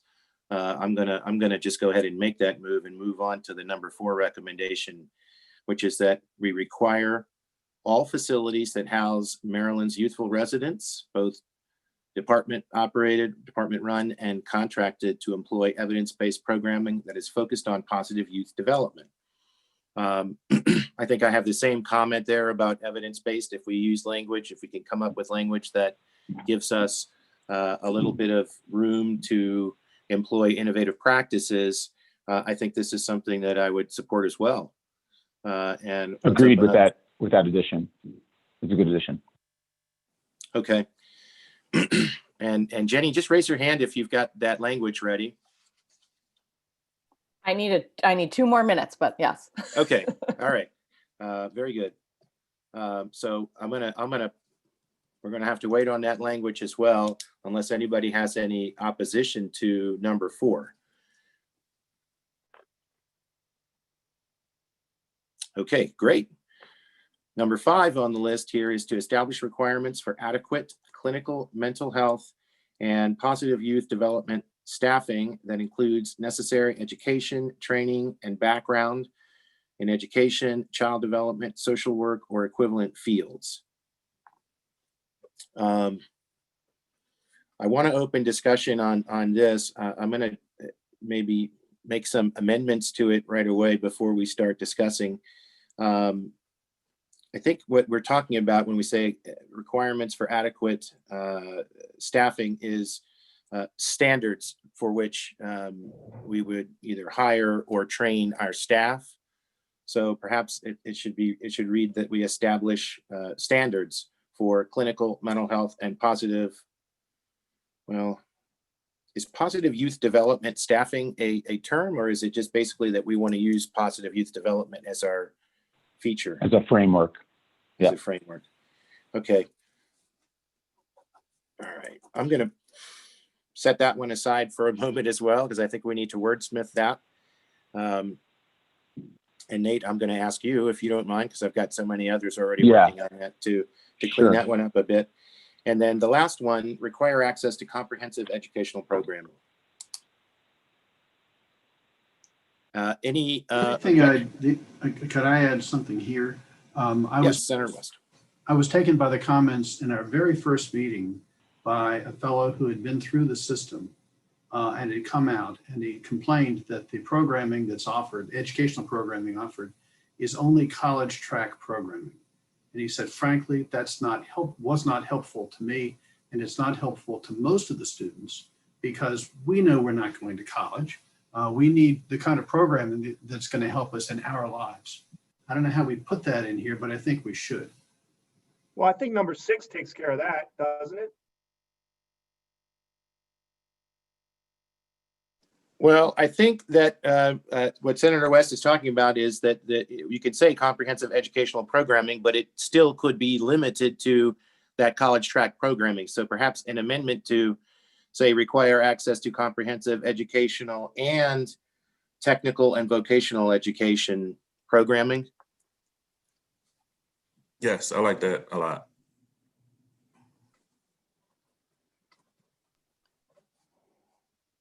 Yeah, we have in our recommendations specific language around that's mapped onto the Department of Labor standards for technical vocational education, which is requiring every DJS facility and contracted program to offer technical and vocational education training. It's TVET is the technical term, with highly qualified teachers and on-the-job training. So why don't we just, I know that we're on one list, but let's jump to that list and just take that language since it's there. And I think that's what we're looking for. So I'm going to just read it back to everybody. It says, require every DJS facility and contracted program to offer access to technical and vocational education and training with highly qualified teachers and on-the-job training.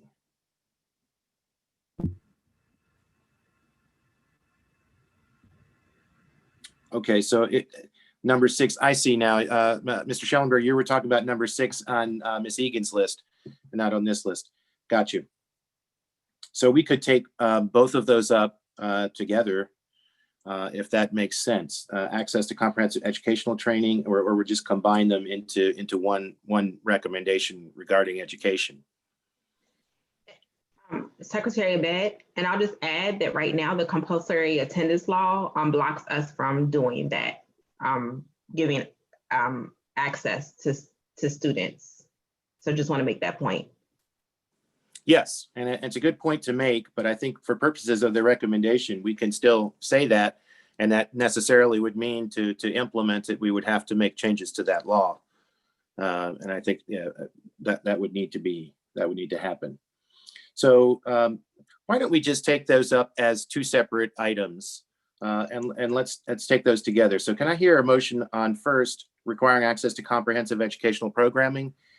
So moved. Is there a second? Second. Second. Okay. Let's call the roll on that, Jamie. I got a question. I thought we were going to add the words "and technical and vocational" to education. Yeah, I missed what Mr. Schellenberger was saying, was that we had in Ms. Egan's recommendations 2 separate recommendations. One would be comprehensive education program, and the second would be the vocational education as well. Okay, so if we're going to, that's fine.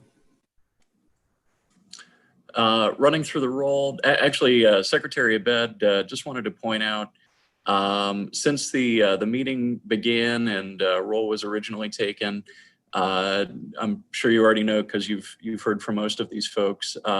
Senator Carter, Senator West, and Senator Smith's aide, Luke Penton, had entered the meeting, and we also have Ms. Handy in the meeting. Okay. And calling the roll on the motion,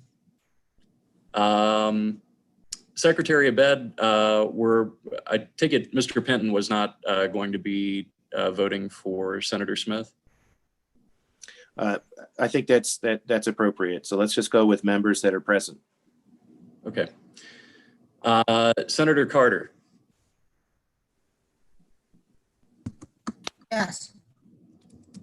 Senator West. Yes. Delegate Clippinger.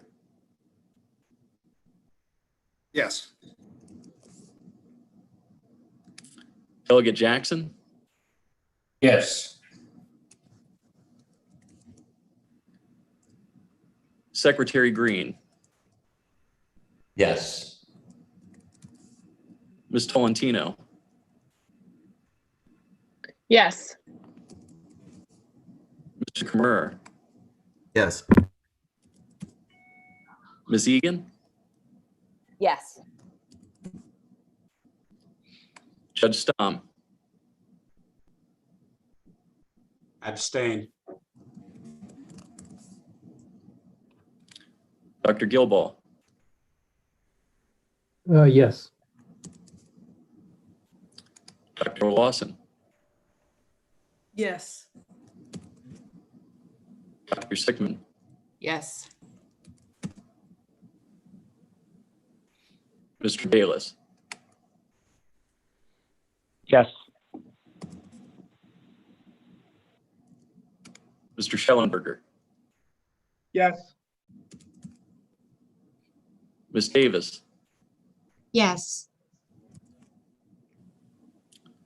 Mr. Dodson. Yes. Ms. Handy. Yes. Mr. Campbell. Yes. Ms. Chapman. Yes. Mr. Fonseca. Yes. Mr. Houston.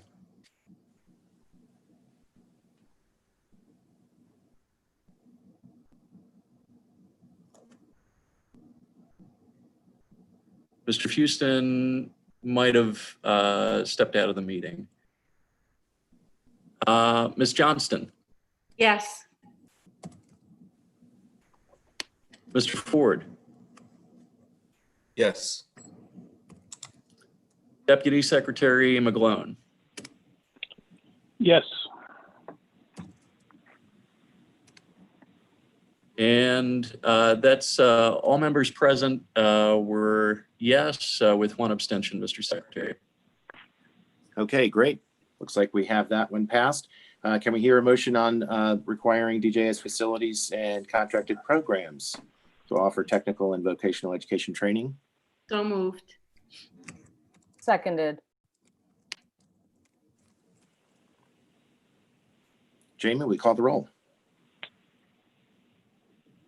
Oh, Mr. Secretary, I forgot to call you on the last one, but I assume you're a yes. Yes. Okay, so second vote, Senator Carter. Yes. Senator West. Yes. Delegate Clippinger. Yes. Delegate Jackson. Yes. Secretary Green. Yes. Ms. Tolentino. Yes. Mr. Kammerer. Yes. Ms. Egan. Yes. Judge Stamm. Abstain. Dr. Gilball. Yes. Dr. Lawson. Yes. Dr. Sickman. Yes. Mr. Bayless.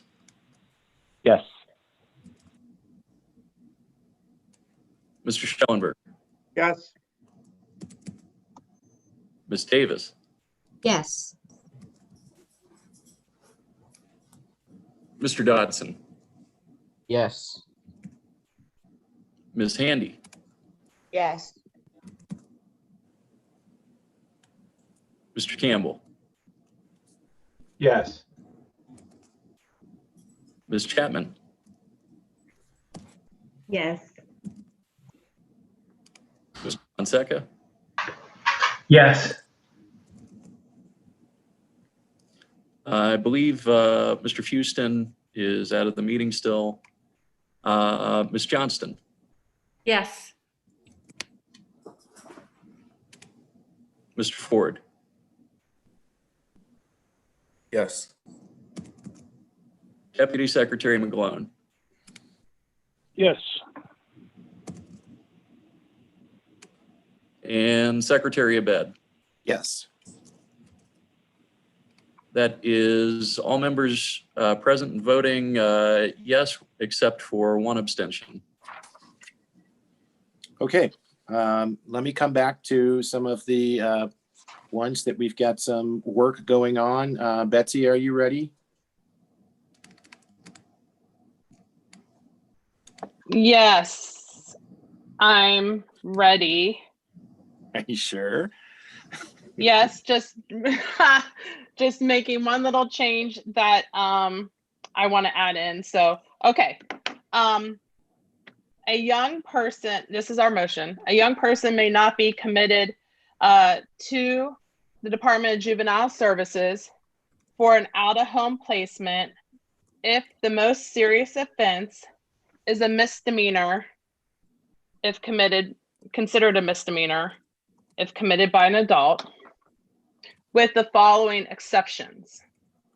We would not, oh, I'm sorry, I said it wrong. Misdemeanor, I'm gonna need to start over. I screwed up, I apologize. It's all right. A just young go ahead and person may start not it. be committed to DJS for an out-of-home placement if the most serious offense is a misdemeanor, if committed by an adult, or for a technical violation of probation as defined by the Correctional Services article.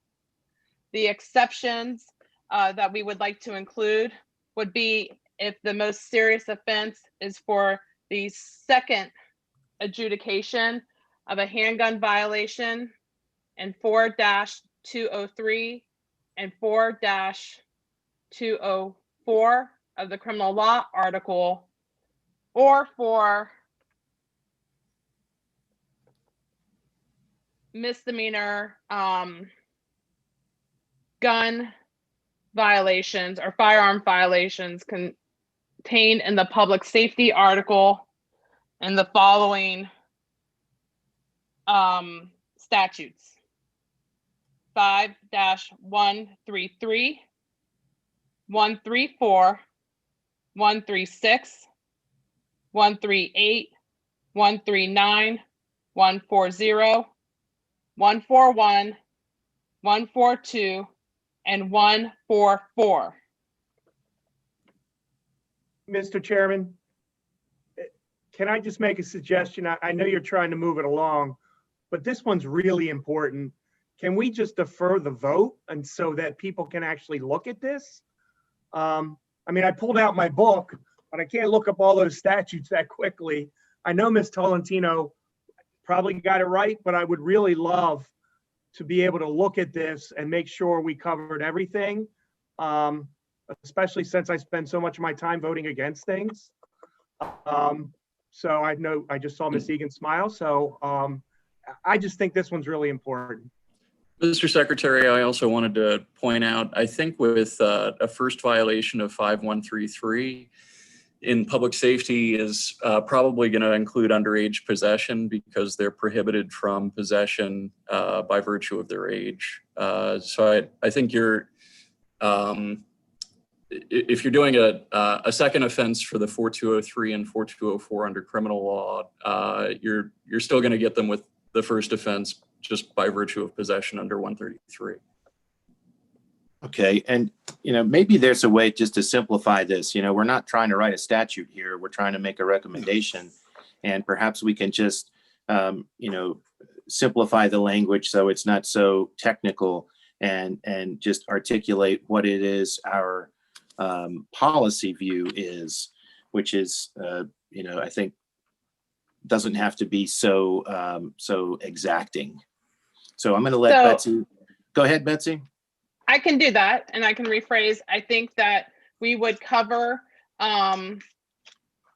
everything if it read this way. And so if you just one more shot on the motion, I'll amend my current motion that's on the table, I guess, to have it read, a young person may not be committed to the Department of Juvenile Services for an out-of-home placement if the most serious offense is a misdemeanor if committed by an adult, or for a technical violation as defined in the Correctional Services article, except for second adjudications of any misdemeanor related handgun or firearm violation as contained in Maryland law. Okay, we have a motion. Is there a second? Second. Okay, any discussion before we call the roll? Jamie, go ahead and call the roll, please.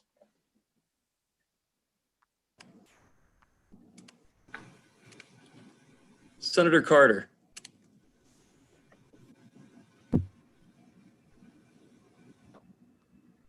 Yes. Senator West. No. Delegate Clippinger. Yes. Delegate Jackson. Yes. Secretary Green.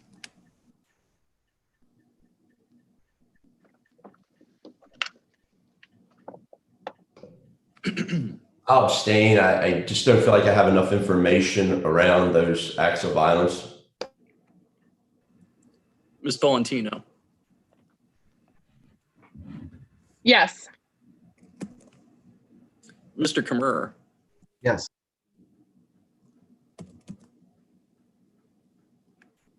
Ms. Egan. Yes. Judge Stamm. I'll abstain. Dr. Gilball. Yes. Dr. Lawson. Yes. Dr. Sickman. Yes. Mr. Bayless. Yes. Mr. Schellenberger. Yes. What? I'm sorry, could you repeat that? Nobody could believe it. Yes. Thank you. Ms. Davis. Yes. Mr. Dodson. Yes. Ms. Handy. Yes. Mr. Campbell. Yes. Ms. Chapman. Yes. Mr. Fonseca. Yes. I believe Mr. Houston is still out of the room. Ms. Johnston. Yes. Mr. Ford. Yes. Deputy Secretary McGlone. Yes. And Mr. Secretary, I believe Delegate Pippi has entered the room during the vote. Delegate Pippi, I don't know if you've heard enough of the discussion to enter a vote, but you're welcome to weigh in. You know what? I apologize for being late, but I actually haven't, so I'm going to abstain for the time being, if that's all right. Absolutely. And last vote is Secretary Abed. Yes. Mr. Secretary, 1 no, 3 abstentions, and the remainder are yes on the vote. Excellent. Okay, I want to move back to Ms. Egan and see if you're ready with language on your motion. Yes.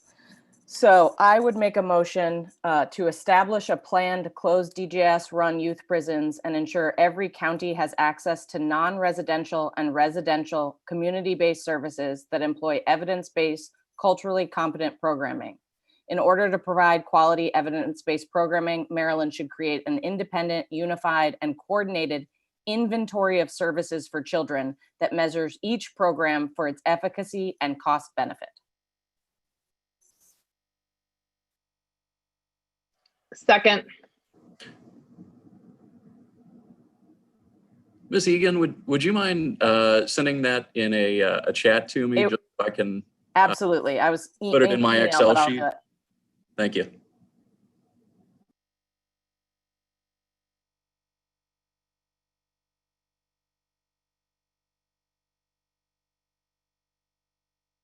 And just a moment, Mr. Secretary. Let me get ready for this one. Sure thing.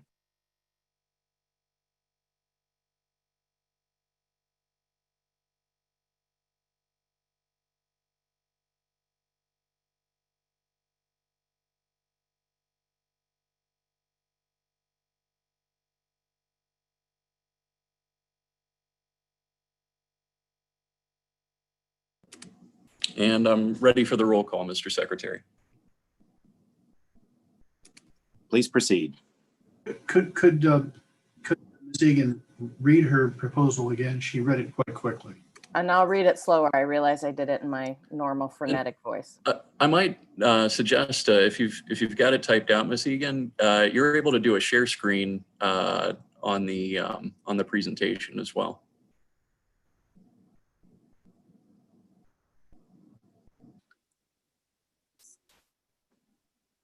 How's that? There we go.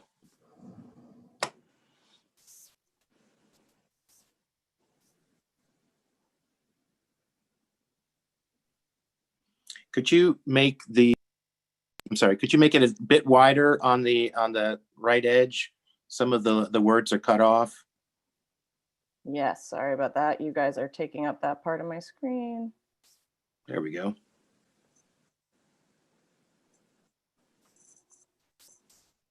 Could I ask what the ramifications of the first 8 words of this proposal are? So I think Senator West, you've touched on some language. It's a little bit different than where we started, which was I think on the Kids Are Kids document, it was establish a plan to create regional community-based model. And so I think we've got a plan to close DJS run youth prisons. I think that the sentiment that was the combination of the two recommendations. Yeah. Which what does that mean? What are DJS run youth prisons? Are we talking about all of the committed facilities that DJS currently runs throughout the state? DJS currently has 5 committed youth placements, all of which are in Western Maryland. Victor Cullen, the youth camps, Garrett Children's Center, and what's Carter called now? Mountain View. The current average daily population today at those 5 facilities is 35 children. So we're currently running 5 facilities at $18 million a year that are serving an average daily population of 35 kids. The argument is, from my perspective, is that those things are better served in a regional. So you'll notice that this says close those youth prisons to open up residential options in communities. It is not to say that there would be no residential options, but that those residential options would no longer be the outdated, aging DJS youth prisons that are in remote Western Maryland. Ms. Egan? Secretary, can I ask a question? May I ask a question too? Sorry. Okay, well, I can't see who was asking first. I see Mr. Campbell. Do you have a question? And then the other person can go next. Sure. You said thank you, Ms. Secretary. You said the average population is 35. Are you talking about per facility or for the entire state? Right now, for the entire state, for all 5 facilities, the average daily population has been below 40 since July.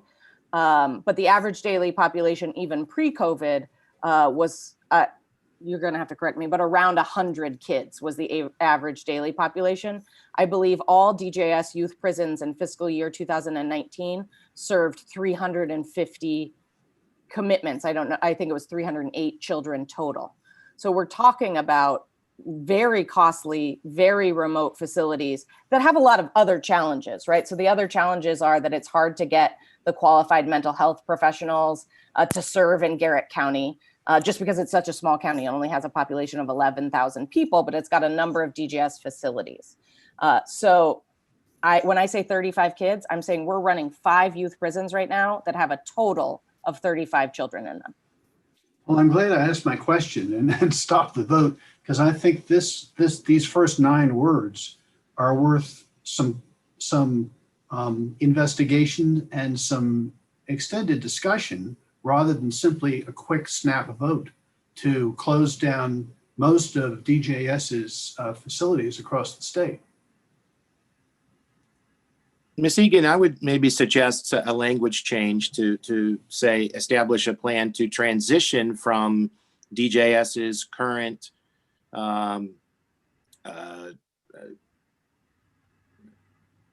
I don't know the correct word, but the current slate of committed facilities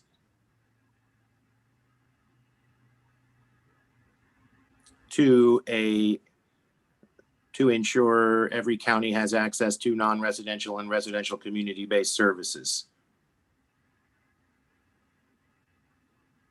Or maybe to a model that ensures, I mean, I know the language isn't quite there, but I think that the sentiment is to move away from the current model of facilities, generally out in Western Maryland, to a model where we would have residential and non-residential services available in each county.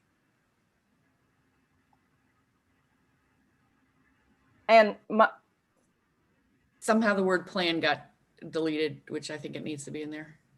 Sam, you mentioned in each county, so we're going to close down the 5 facilities in Western Maryland that are out there, lay off all those employees who run those facilities.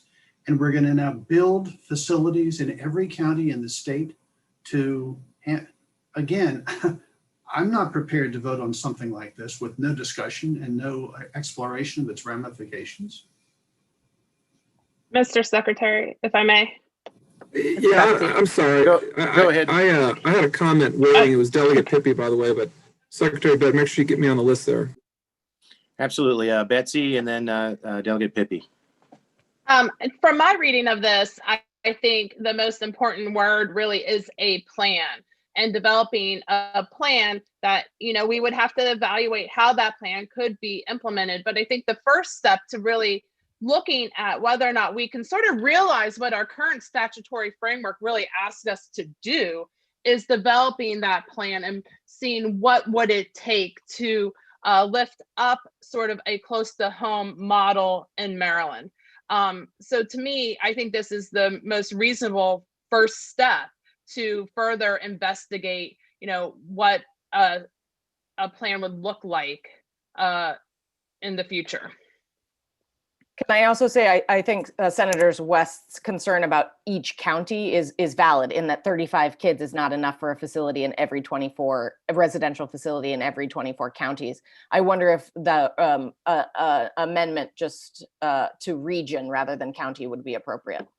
So I'm going to read out this amended and just say that I would amend my proposal to say, establish a plan to transition from DJS's current slate of committed facilities to ensure every region has access to non-residential and residential community-based services that employ evidence-based culturally competent programming. And the second paragraph remains unchanged. Well, could I ask another question? Let me just give you an example. Suppose a 17-year-old who is part of a drug gang was convicted of murder. Does this provide that that person will now be placed in some sort of a group home or something without fences around it, where he would be able to walk around the facility each day? Chris, more likely than not, he's in the Division of Correction. All right, well, Scott, let's assume he's too young for that. Let's go to, what, a 16-year-old? We've convicted 16-year-olds for violent crime, and they're in Division of Correction. Nicholas Browning was 15 when he committed his murder, and he's out at North Branch. So I don't want to shock you all, but I actually don't have a problem with this. Now, I agree, Chris, there's going to be a huge fiscal note to this. But, you know, that doesn't mean that it can't be planned. I think that is the key. Ms. Egan is correct, or whoever, the key word is planned. Okay. Yeah, agreed. I think this is about, like, how would you do it? You gotta, you know, it would be a recommendation that we would have to come up with a plan. That doesn't mean that we have the plan. We certainly don't have a plan at this point. I would just add that other states have been doing this, starting with a plan. And the state of Connecticut did it in conjunction with raising their upper age to age cohorts. So it is possible to do. I'll also note that I don't support this, but there are ways to have secure facilities that aren't large congregant youth prisons, right? So say the young respondent that you're talking about, Senator West, was a 13 or a 14-year-old person. Having them in a secure youth prison may not be the solution, but they could be in a secure group home situation, right? They could be in a secure setting that is much more smaller, much more home-like, and much more therapeutic, addressing their everyday needs. Okay, so we have, I think, the language of emotion. Secretary, you didn't let me speak. I'm sorry, Delegate Pippi, please. My apologies. All right, it's okay. So to start off with, just kind of reiterating what Senator West is alluding to, what was presented initially was the intent to close all the facilities without any discussion, and it was justified because of the low enrollment numbers now because of COVID. I mean, this needs to be, if anything, a study. I mean, I'm not opposed to reviewing this, but that doesn't seem the intent of the people that want to push this through very quickly here. I mean, it seems clear that, you know, in one of these districts, or I'm sorry, one of these facilities, Victor Cullen is in my legislative district in Frederick. So, I mean, there needs to be more robust discussion of if we're transitioning out of these facilities. I mean, I heard the argument that there was 35 people enrolled on average at $18 million of cost, but then you're proposing that we spend tens of millions of dollars in building new facilities. I mean, that's not a good argument. So, you know, I'd like to kind of unpack this more before we're just arbitrarily throwing votes out there on closing down all the facilities in the state. Well, Mr. Kemmerer, go ahead. So to Delegate Pippi and Senator West, I think that some of your concerns may be misplaced. I think that the fiscally conservative thing to do in this situation, where you're spending, you know, 18 million to house 35 kids, or even if it's 300 kids, is to do just this, to close large prisons staffed by 300 guards that are really unnecessary. That's almost a 10-to-1 ratio of guards to, you know, detainees. And to Mr. Schellenberger, I really do think that you're wrong about a fiscal note. I think over time, probably fairly quickly, the savings could be extraordinary. And nobody's talking about building new facilities. There's existing, you know, buildings throughout the state in a regional basis that can be used, repurposed for these kids. So I think the fiscally conservative thing to do under the circumstances, and the thing that'll have better return on investment in terms of reducing recidivism, is to adopt just what this this language does suggest. I also think that it's just a plan, right? It's not, you know, by date certain in 2022, have closed every prison in, you know, everybody's district. It's just establishing a plan, and it's moving to region, which is best practices. Listen, I appreciate your sentiment, and I appreciate the cute reference to fiscal conservative to the two Republicans on the committee. But I will tell you, if I actually thought this was about that, then we could talk about that. But I don't think it's in relation to saving money. I think there's a clear intent here to just close the facilities and to push people into programs that likely don't even exist. So, I mean, that's why we need to unpack this and have a real robust discussion onto reality. And look, this is not a plan. The language that was put out here was to close it. So, I mean, that's clearly the intent, you know, of this motion. So, I mean, it's right there. I mean, we don't have the fiscal conservative this or that. I mean, that's not what we're talking about here. So Delegate Pippi, I'll just address that straight on. I was given a very short amount of time to marry two recommendations, and clearly that is OPD's recommendation. But this is not the first time, and Secretary Abed expressed this, that and there's a long history. So I just wanted to say that there's a long history of commitments and conversations around policy to moving to something that previously was referred to as regionalism, right? Not that there is no residential. In fact, this language would require a residential option in every region. But not that it's not residential, but that we move towards a best practices. And part of that best practices, or the reason that the issue is that best practices for youth correctional facilities are that they are close to communities, so that not just children can receive treatment, so that families can be engaged in that treatment over long periods of time. That can't happen right now. For example, when a child that I represent is sent to Victor Cullen, there's no way by public transportation for a parent to get there for regular family therapy to really address those underlying issues.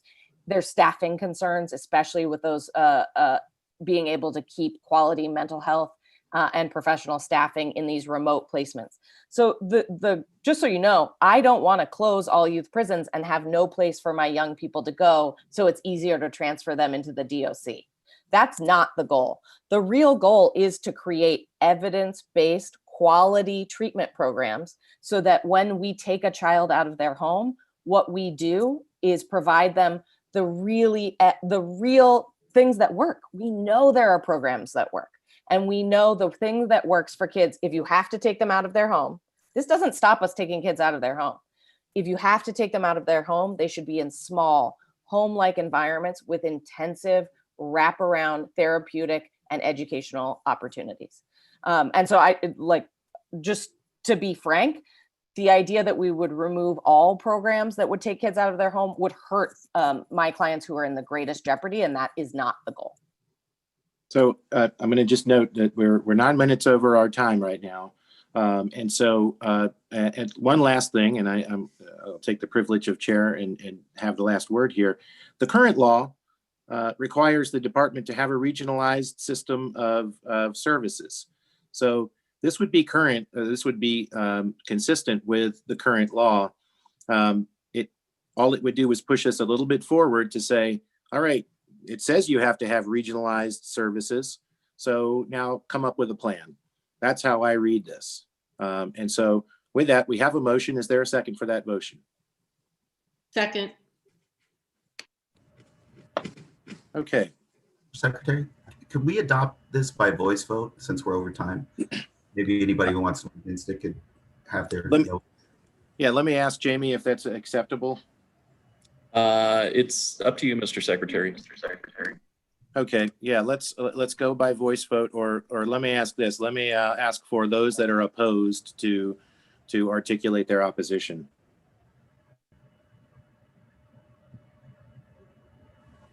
Well, again, this proposes a very significant change in Maryland to close down 5 facilities, lay off all the employees, spend a lot of money, a plan to close facilities, lay off all the employees, spend tens of millions of dollars building new facilities around the state. We've discussed this for a grand total of maybe 15 minutes. I would move to defer any vote until at least the next meeting, so we can think about this and look into the ramifications of this before we vote on it. Yeah, I agree with that. Thank you for those concerns. However, the motion's been made and been seconded. And I'm sorry, let's just go ahead and call the roll. We're not going to do a voice vote. Call the roll, Jamie.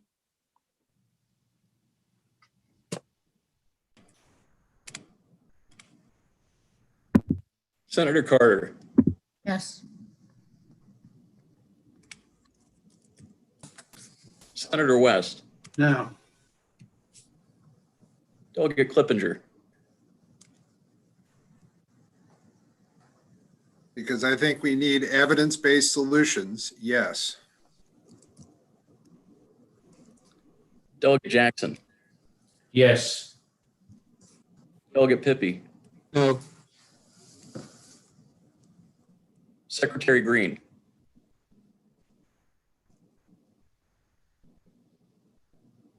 Secretary Green's left the meeting. You can move on. Ms. Tolentino, Yes. Mr. Kemmerer, Yes. Ms. Egan, Yes. Judge Stamm, Abstain.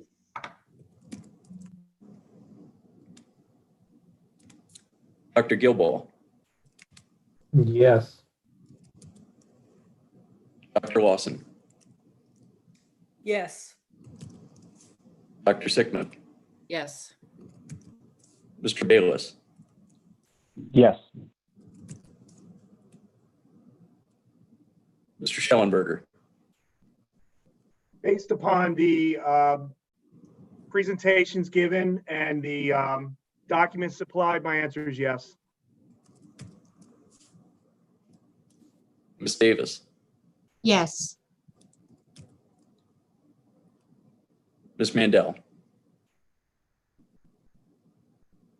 Oh, excuse me. I forgot she wasn't in the meeting. Mr. Dodson, Yes. Ms. Handy, Yes. Mr. Campbell, Yes. Ms. Chapman, Yes. Mr. Fonseca, Yes. Mr. Houston is no longer in the room. Ms. Johnston, Yes. Mr. Ford, Yes. Deputy Secretary McGlone, Yes. Mr. Secretary, we have 2 abstentions, 2 noes, and the remainder are yes. Oh, excuse me, Mr. Secretary, what was your vote? I'm a yes vote as well. And as I said, 2 abstentions, 2 noes, and the remainder are yes. Okay, thank you. Now, obviously, we have a lot of other recommendations we were not able to take up today, so we're going to have to move those to the next meeting. We will send notifications out about the agenda and how it will be have to be amended in order to accommodate those. And so I will entertain a motion to adjourn. I'll make that motion. Second. Okay, without any opposition, I will consider the meeting adjourned. Thank you, everybody.